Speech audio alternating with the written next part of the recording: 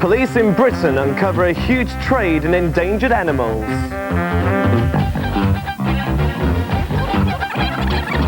And join us in the search for the world's top pizza chef.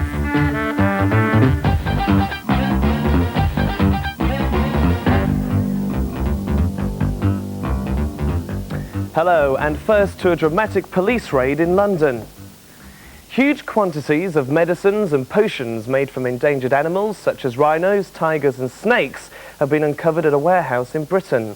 The police operation is part of a worldwide campaign to stop the illegal trade in animal products. For Newsround, Tim Lavelle reports. Police raided this London warehouse after 9 months of detective work with forces across the world. At the same time, there were raids in Hong Kong, where many of these packets have come from. These products are traditional medicines in China. They often use ingredients from wild animals, which are thought to have special powers. The ones seized here included parts of snakes, tigers, antelopes, rhinos, anteaters and bears. But many people think they don't have an effect anyway. This packet, which contains tortoiseshell powder, even admits there isn't any medical benefit from taking it.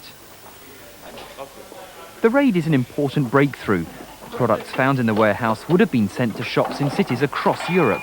Lucy Farmer from the Worldwide Fund for Nature welcomed the police operation. Britain must play its role in stemming the illegal trade in endangered species, because it's this trade that's driving animals like the tiger to extinction. But the problem for police is that most of the remedies are cleverly disguised so that people can't work out what's really in them. There are a list of ingredients here on this side in English. And there's nothing really that jumps out at you from that list. When you go on to the other side, there's a list of ingredients actually in Chinese characters.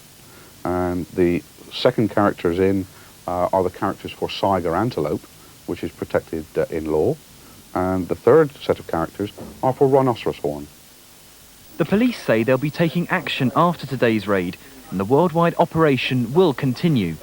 The trade in endangered animals is now worth several billion pounds each year, and that value is growing because people in Europe and America are getting more interested in these kinds of traditional medicines. One of the mysteries of the ancient world may be solved thanks to a diver in Wales. Stonehenge was built around 4,000 years ago, but no one's known how its huge stones were moved from Wales, where some of them were quarried, to Stonehenge in Wiltshire. Now it's thought the waters off Milford Haven in Dyfed hold the clue. Newsround's Kate Chaxfield reports. Stonehenge is a circle of large stones. Originally there were moorings around this one, but they no longer exist. Some of the stones match rock in the Welsh mountains. And the big mystery's always been how the huge columns, weighing many tons, were transported to this site by prehistoric tribesmen. Now a diving expedition here, off Milford Haven, could help. Several years ago, a diver claimed he'd seen 3 huge lumps of rock 15 metres underwater, which look similar to the ones at Stonehenge. This weekend, a diving team will check out his claims, and if they can find the stones, which are 5 metres long, they'll bring up little bits for testing.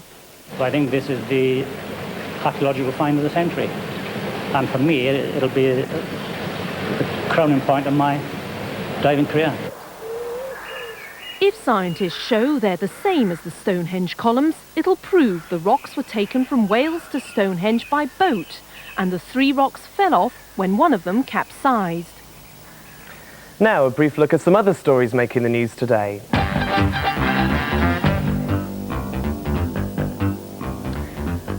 America's President Bill Clinton arrived in the Republic of Ireland today after a successful visit to Northern Ireland. He's again urging everyone to work towards a lasting peace in the province. Post workers in Sheffield have been offered some serious training for the Christmas rush. They've been given the use of a gym and an instructor to get fit. It's hoped it'll help them cope better with the mountain of extra cards they've got to deliver. And PJ and Duncan have kicked off their first major UK tour. The pop duo are appearing at huge venues throughout the country. Tonight they're performing at London's Royal Albert Hall. Now, who's your favourite TV personality? A Boyzone, the best band of '95? And which children's programme do you like most? Well, we want to know for this year's Newsround CFAX Telepol Awards. There are 9 categories. They include the top BBC children's programme, the best video game and the top film of 1995. You can also vote for what you think is the best song of the year. Last year, Andy Peters was voted top TV personality and Biker Grove the top BBC children's programme. The Telepol Award for the best sports personality went to Damon Hill. His award was presented to him at the '94 Brazilian Grand Prix. So who could it be this year? The choice is yours. For the next 3 weeks, you'll be able to place your votes through our CFAX service. Each weekend, there'll be 3 categories to vote for. It starts today with the following categories: Top BBC Children's Programme of 1995, Top ITV Children's Programme of 1995, and Top Children's TV Personality. For details of how to vote and who or what the nominations are, check out page 175 on our Newsround CFAX service. And finally, chefs from around the world have been gathering in Italy to find out which of them makes the best pizza. The competition's been held in the ancient city of Naples. For Newsround, Varun Sharma reports. Over 100 pizza chefs travelled from America, Spain, Britain and around Italy to take part in the World Pizza Making Championship. Contrary to popular belief, the pizza doesn't come from Italy. It was in fact invented in America.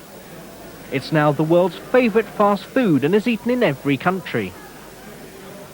Each pizza maker was given 6 minutes to transform a fine dough into light pastry, garnish it with tomato, mozzarella cheese and basil, then cook it in a hot open oven.